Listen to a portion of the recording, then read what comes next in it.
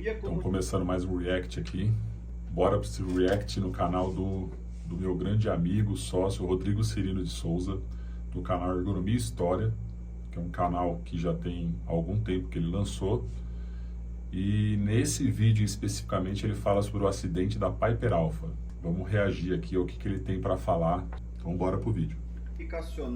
Com um dos acidentes mais emblemáticos da nossa época, o naufrágio da plataforma petrolífera Piper Alpha em 1988. Se você não viu o episódio 9, assista, porque ele dá início a esse tema. Mas antes de começar, eu gostaria de convidar você que se interessa por ergonomia, que trabalha com isso ou gostaria de começar a trabalhar, a conhecer o Ergomaker. E aí, jabá do Ergomaker, que já faz um jabá do Ergomaker, Ergonomia Aplicada, é o meu curso aí dentro da internet, o Rodrigo é um dos professores. Curso de Ergonomia Aplicada, então vamos acompanhar o jabá aí. Que reúne aulas com 15 professores especialistas, referências em suas áreas de atuação. Então vai aqui na descrição do vídeo, eu vou deixar um link ali do site para você acessar e ter mais informações sobre esse curso de ergonomia.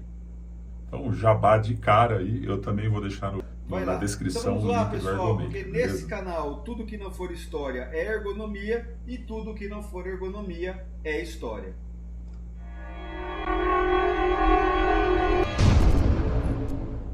Como nós vimos lá no episódio 9, o episódio anterior a esse, a ergonomia comunicacional pode ser entendida como a aplicação de conceitos de ergonomia no desenho dos fluxos de comunicação na interação homem-sistema. Lá no episódio 9 eu contei a história do capitão Devanture, capitão dos exércitos de Napoleão, que acabou perdendo a vida em função de um erro de comunicação corriqueiro, que acabou tendo consequências trágicas.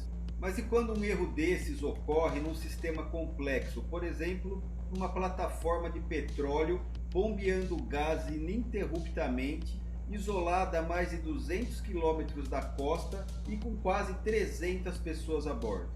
Foi o que aconteceu em 1988 com a plataforma de petróleo Piper Alpha, que operava no Mar do Norte, região da Escócia, em conjunto com outras duas grandes plataformas, a Tartan e a Claremore. Na noite de 6 de julho de 1988, uma explosão de gás seguida de várias outras explosões de petróleo destruíram a plataforma, causando a morte de 167 pessoas em menos de 2 horas. Piper Alpha é considerado o maior acidente petrolífero marinho da história e uma das mais caras catástrofes causadas pelo homem, com um total de 2,2 bilhões de dólares de prejuízos financeiros, além do forte impacto na indústria, já que a Piper Alpha sozinha extraía mais de 30 mil toneladas de petróleo todos os dias, sendo responsável por aproximadamente 10% da extração de petróleo e gás do Mar do Norte. Mas como um equipamento tão grandioso, tão avançado, pôde sucumbir e ser completamente destruído em menos de 2 horas? Como em qualquer outro grande acidente, não existe uma única causa, e sim uma sucessão de fatores que acabam culminando na tragédia. No caso da Piper Alpha, isso começou quando ela, originalmente fabricada para extração de petróleo, foi adaptada também para a extração de gás. E essa adaptação apresentava falhas importantes, como a proximidade exagerada do módulo de extração de gás com a sala de controle e a falta de paredes de segurança suficientemente fortes para conter possíveis explosões de gás. Outra falha de projeto foi a alocação de equipamentos críticos fora da linha de visão dos operadores, e isso tem total relevância com a ergonomia.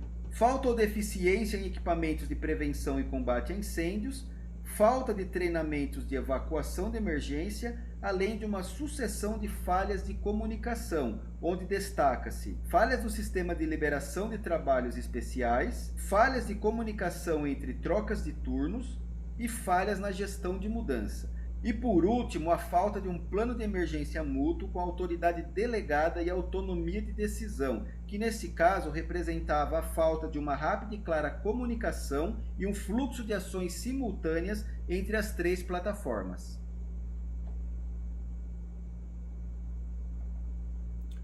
Então, assim, alguns conceitos aí para a gente pontuar. Primeiro que é quase um documentário, eu gosto muito de vídeos nesse estilo de documentário, tipo um history assim, né? Tem toda uma abordagem por cima. E o Rodrigo traz uma questão importante aqui no vídeo, que é o seguinte: um grande consultor historicamente reconhecido aí chamado Frank Bird Jr., ele era um consultor da DNV, Det Norske Veritas, que é uma seguradora, trabalha nesse ramo onshore, offshore. Esse ramo é um dos ramos de maior exigência em relação aos padrões de segurança do trabalho, saúde e segurança do trabalho, mais talvez do que o próprio ramo da aeronáutica. O número de redundâncias, o número de Poka-yoke, sistema antifalha que existe nesses sistemas é extremamente elevado. E aí, o ponto aqui que o Rodrigo traz, de acordo com o Frank Bird Jr., no livro dele, que ele escreveu para Det Norske Veritas, ele traz o modelo causal de perdas, que talvez você já tenha ouvido falar como efeito dominó. Então, o que o Frank Bird fala? Uma perda, ela ocorre por um contato imediato. Esse contato imediato, ele é causado por uma causa básica. Essa causa básica por uma causa gerencial. Então, assim, é uma subsequência de fatores, de ocorrências, ocasiona uma perda. Nunca uma perda ela é causada por um fator só. Existe sempre uma sequência de acontecimentos que ocasiona essa perda. Então, por exemplo, quando você tem uma doença osteomuscular, um acidente provocado por uma doença ocupacional, a pessoa foi parar no hospital, ela teve... Isso, muito provavelmente, se você for rastrear nesse conceito do Frank Bird, do modelo causal, você vai entender que tinha hora extras, e aí se você aprofundar, a hora extra foi causada por uma compra de molde inadequado, que a compra de molde inadequado causou rebarba, a rebarba necessitou fazer hora extra, que gerou sobrecarga, e essa sobrecarga, ao longo do tempo, gerou afastamento. Essa causa raiz sempre é gerencial. E por que as empresas acabam não aprofundando? Porque o engenheiro de segurança, o médico do trabalho, ou mesmo até um ergonomista da empresa, ao aprofundar, ele vai cair nas causas gerenciais, onde ele que faz a gestão também é ator, causador do problema. Ele também deveria se incluir. Então, aquele conceito de ato abaixo do padrão, condição abaixo do padrão, ou erro humano, ele cai por terra quando você enxerga que é uma sucessão de fatos, mas que a causa raiz é sempre a causa gerencial. Porque quando a primeira explosão ocorreu na Piper Alpha, os operadores da Tartan e da Claremore, as duas outras plataformas que operavam em conjunto com a Piper Alpha, deveriam ter interrompido a produção. E eles não fizeram isso por uma causa muito simples. Parar a produção de petróleo de uma plataforma desse porte pode levar até 2 dias para que você consiga retomar a produção. Ou seja, você poderia ter aí 2 dias de produção das duas plataformas que estavam associadas à Piper Alpha, e isso certamente iria causar problemas com a base.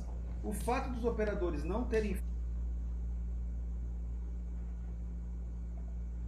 Então assim, vou dar uma pausa aqui para mais uma pontuação.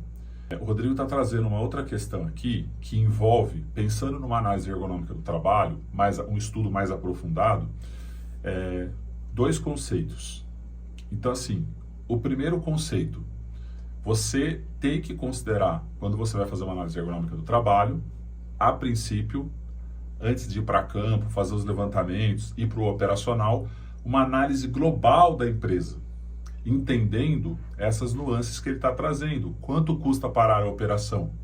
Pode ter um procedimento que o operador pode parar quando for necessário, mas, indiretamente, o sistema vai inibir qualquer tipo de parada porque a perda financeira é muito grande. E isso tem que aparecer na análise. Essas situações impostas, indiretamente, tem que aparecer na análise. É fundamental entender esse impacto. O segundo ponto importante, que faz parte dos fatores de organização do trabalho, tem a ver com o ritmo. Então, nesse caso, muitos processos que aparentemente não têm uma linha de produção, não têm um ritmo definido, são acíclicos, que aparentemente o ritmo ele é cadenciado pelo operador, existe uma imposição de ritmo indireto. Então, ele não pode parar, ele precisa seguir o sistema, porque senão ele tem uma perda financeira.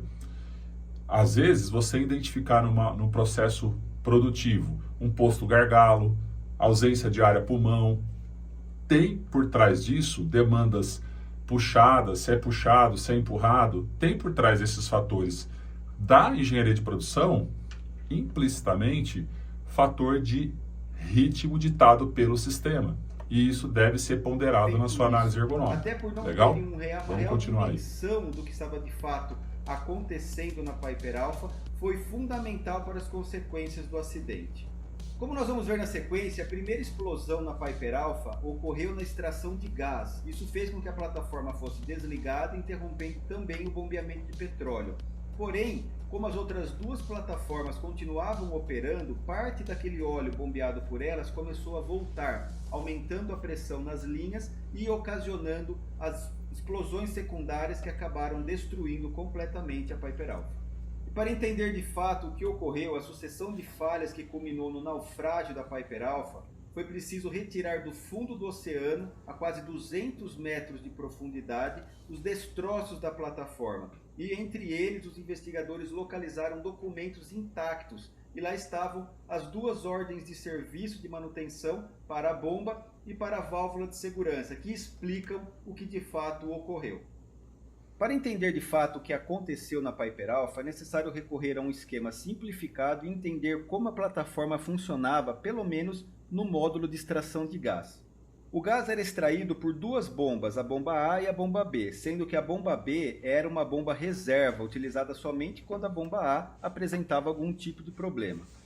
Na manhã daquele dia, a bomba A apresentou alguns solavancos, nada sério, mas por precaução o operador decidiu direcionar o fluxo do condensado para a bomba B e manter a bomba A parada, comunicando o chefe de manutenção. O chefe da manutenção achou por bem programar uma manutenção completa da bomba e solicitou que ela fosse isolada eletricamente. O fluxo de produção seguiu normal pela bomba B. Uma segunda equipe aproveitou a oportunidade e solicitou uma segunda ordem de serviço para manutenção da válvula de segurança da bomba A. O chefe de manutenção emitiu a segunda ordem e deu ok para que a equipe realizasse o trabalho.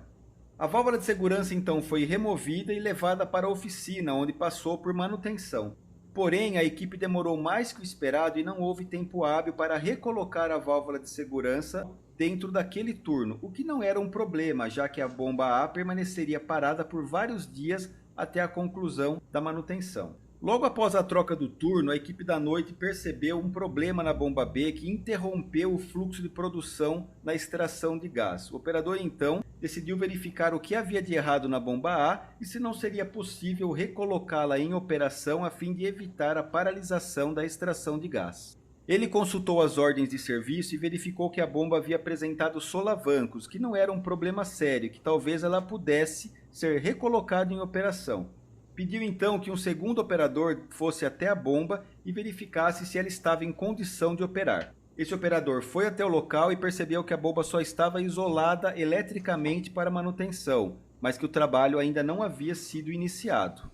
Porém, do local onde a bomba estava instalada, o operador não tinha visão da válvula de segurança e não percebeu que ela havia sido removida. A ordem de serviço para a manutenção da válvula de segurança não havia sido armazenada no mesmo local onde estava a ordem de serviço principal para a manutenção da bomba. Esta segunda ordem de serviço de manutenção da válvula de segurança havia sido deixada na oficina de manutenção. O operador líder então comunicou o chefe da manutenção e ambos decidiram que seria possível recolocar a bomba A em operação, evitando assim a interrupção do processo de produção de gás. Logo após retomar a extração de gás pela bomba A, vários alarmes começaram a soar na cabine de controle indicando vazamentos de gás e pouco tempo depois ocorreria a primeira explosão. Bem, como nós vimos, a essência do problema estava no fluxo de comunicação do processo de liberação de trabalhos, a falta de comunicação na troca de turno e a falta de lógica no sistema de armazenamento das ordens de serviço, o que fez com que o pessoal do noturno simplesmente não soubesse que a válvula de segurança havia sido removida para manutenção. Associa-se a isso pelo menos outras duas falhas. O posicionamento da válvula de segurança fora da área de alcance visual, né, fora do campo visual. Então assim, vou pontuar aqui. Esse exemplo, muito bem demonstrado pelo Rodrigo nesse sistema, evidencia que muitas vezes, ao fazer uma análise ergonômica ou até uma avaliação ergonômica preliminar, numa abordagem mais atual, contemporânea, muitas vezes aconteceu comigo, de a verbalização, a demanda surgir da empresa como um problema de setup na manutenção da bomba, troca da bomba, questões envolvendo a biomecânica, o esforço, o peso da bomba, o número de pessoas para trocar a bomba, o peso da tubulação, a complexidade da ergonomia física. Mas se ignora a questão organizacional, psicossocial cognitiva, troca de turno, trabalho noturno e em turno, comunicação, como o Rodrigo coloca, fatores, como eu falei, de ritmo imposto pelo sistema indiretamente, conteúdo de tarefa, conteúdo de tempo, principalmente o modo operatório, como se faz. São várias situações onde fica clara a importância do enriquecimento na análise ergonômica, que não fique restrito a uma avaliação mera e puramente biomecânica. Tem um outro caso que eu queria trazer para vocês aqui. Quando eu cursava o mestrado, acabei não terminando na Unicamp, e num grupo de discussão lá de ergonomia, Unicamp, a universidade aqui da região de Campinas, São Paulo, eles trouxeram um estudo de caso muito parecido com essa questão de comunicação, envolvendo essa questão de comunicação, trabalho noturno. O pessoal da manutenção fizeram um reparo na máquina e ajustaram a máquina no turno da noite. Pela manhã, a operadora que vai operar a máquina perde lá o dedo da mão, porque ela se norteava na operação da máquina pelo ruído característico que a máquina tinha.